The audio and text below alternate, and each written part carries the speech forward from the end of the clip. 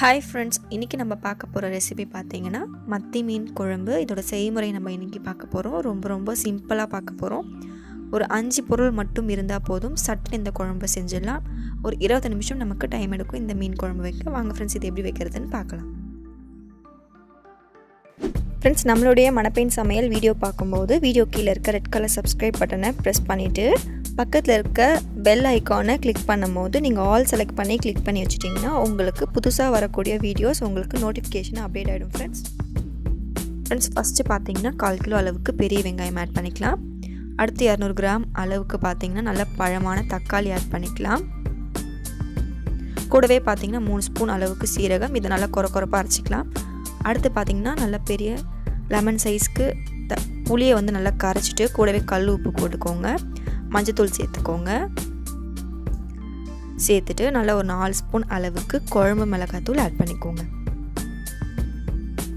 நீங்கள் மிளகாத்தூள் எந்த அளவுக்கு அரைக்கிறீங்களோ அதை பொறுத்து தான் வந்து மீன் குழம்பு டேஸ்ட்டாக இருக்கும். ஸோ குழம்பு மிளகாத்தூள் ஆட் பண்ணிவிட்டு நல்லா மிக்ஸ் பண்ணிவிடுங்க.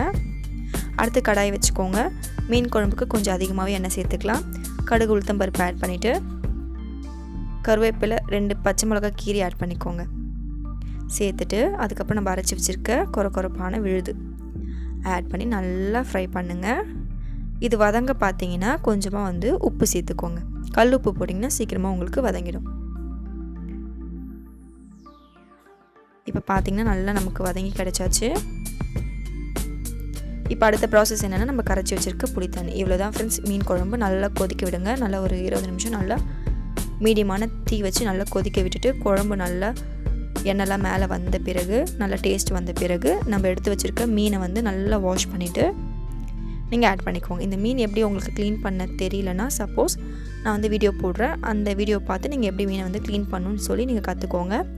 பார்த்தீங்கன்னா கொத்தமல்லி போட்டு சர்வ் பண்ணலாம் சுட. ஓகே ஃப்ரெண்ட்ஸ், கண்டிப்பாக ட்ரை பண்ணி பாருங்கள். Bye friends.